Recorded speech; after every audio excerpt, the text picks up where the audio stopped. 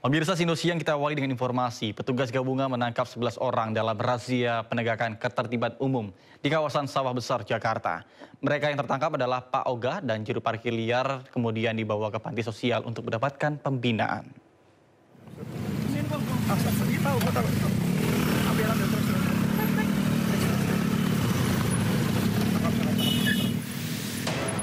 Kejar-kejaran antara petugas gabungan dengan sejumlah Pak Ogah dan juru parkir liar mewarnai razia penegakan perda ketertiban umum di kawasan Sawah Besar, Jakarta pada Rabu siang.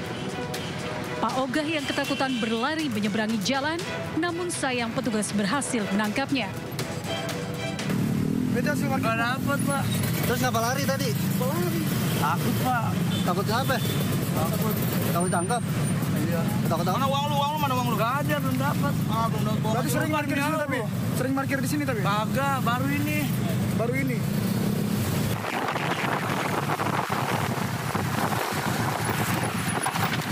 Razia kembali dilanjutkan petugas dengan menyisiri sejumlah ruas jalan di wilayah Sawah Besar.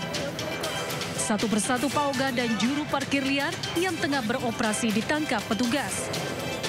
Dalam razia ini petugas menangkap 11 Pak Ogah dan juru parkir. Mereka ditangkap karena meresahkan. Mereka yang tertangkap kemudian dibawa ke Panti Dinas Sosial Kedoya, Jakarta Barat untuk dibina dan dilatih keterampilan. Dari Jakarta, Rani Sanjaya, iNews melaporkan. Beredar viral aksi premanisme di kawasan Tanah Abang, Jakarta Pusat. Seorang preman kedapatan memalak atau memeras supir truk sebesar Rp100.000. Kita ini ada kawalan, Bos. Dalam video yang diambil supir truk sendiri, supir menunjukkan wajah pelaku yang diduga merupakan preman. Sementara pelaku tetap santai dan memberikan secari kertas mirip kwitansi. Pemerasan terjadi di Jalan Kebon Melati 1, kawasan Tanah Abang. Dengan dalih uang pengawalan, pelaku meminta uang sebesar Rp100.000.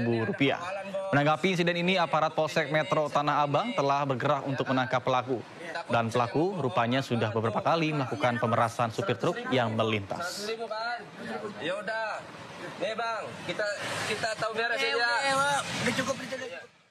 Ke kasus lainnya pemirsa, ratusan ribu batang rokok tanpa pita cukai dengan nilai hampir mencapai Rp1 miliar diamankan petugas Satpol PP bersama dengan bea cukai di Tol Pemalang, Jawa Tengah. Rokok ilegal tersebut diangkut menggunakan bus antar pulau dalam perjalanan dari Surabaya menuju ke Palembang.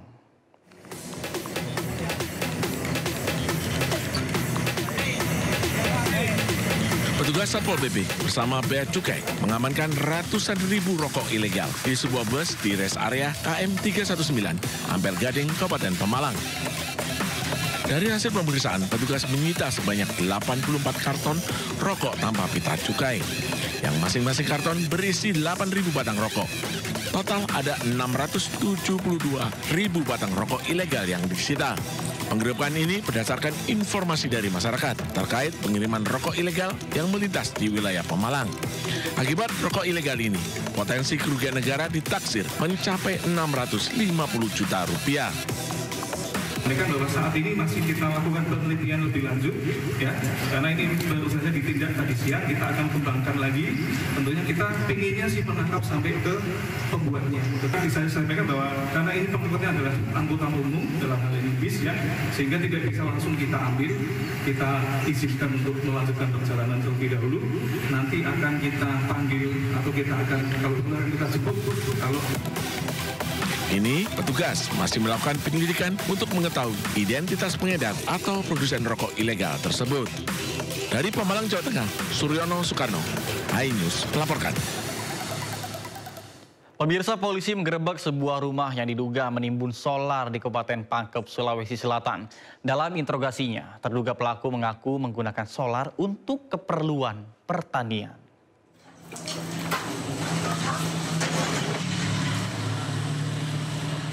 Sebuah rumah di Desa Padang Lantai, Kecamatan Marang, Kabupaten Pangkep digerebek oleh unit Tipiter Polres Pangkep setelah menerima informasi dari masyarakat terkait penimbunan BBM bersubsidi. Dari penggerebekan itu, petugas mendapati 69 jirigen yang berisi solar bersubsidi yang ditutupi menggunakan tenda berwarna biru di samping rumah. Total BBM yang diamankan diperkirakan sekitar 2 ton lebih. Usai diinterogasi, terduga pelaku mengaku BBM yang disimpannya digunakan untuk alat pertanian. Jadi dari pengakuan yang bersangkutan itu tiap hari ambil, sebenarnya bukan melansir, dia ambil di kumpul, kan dia mempunyai dump truck, di mana dump truck itu mempunyai barcode dalam satu hari sekitar kurang 200 liter.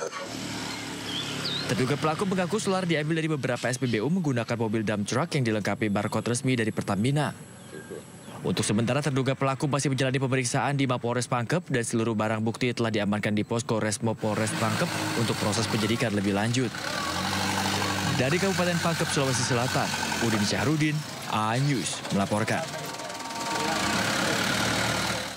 Usai aksi pencurian kabel dan paving blok di Jakarta Utara, kini aksi serupa juga terjadi di Bandung, Jawa Barat, di mana pelaku mencuri kabel lampu penerangan jalan dengan menggali tanah untuk mengambil kabel tembaga yang memiliki nilai jual.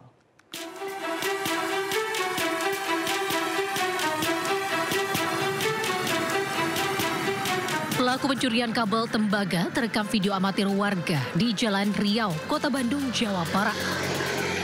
Pelaku membongkar dan menggali tanah di sekitar tiang lampu menggunakan linggis demi mengambil kabel tembaga.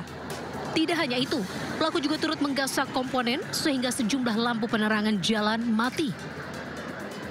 Menanggapi aksi pencurian ini, Dishub Kota Bandung Panji Karismadi mengungkapkan pelayanan pemeliharaan PJU terus diintensifkan, baik melalui patroli rutin maupun kanal pelaporan dari masyarakat. Hingga kini, Kota Bandung memiliki sekitar 40.000 titik PJU yang dipelihara setiap hari oleh petugas Dishub. Meski dijaga selama 24 jam, terkadang masih kecolongan dengan ulah orang-orang yang tidak bertanggung jawab. Dari Bandung, Jawa Barat, Billy Maulana Fikran melaporkan. Pemirsa, polisi menggelar olah TKP di lokasi kebakaran Pasar Taman Puring yang menghanguskan lebih dari 500 kios pedagang. 5 saksi juga telah diperiksa dan kebakaran diduga akibat konsleting listrik.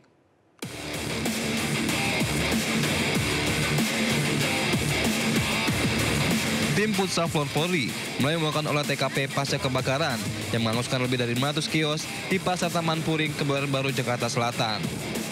Petugas Puslapor Polri melakukan pengamatan penyisiran di sejumlah titik lokasi di area yang terbakar. Hal itu untuk memudahkan petugas lapor Bareskrim Polri melakukan proses olah TKP dan pengambilan sejumlah sampel di lokasi untuk mengetahui penyebab kebakaran.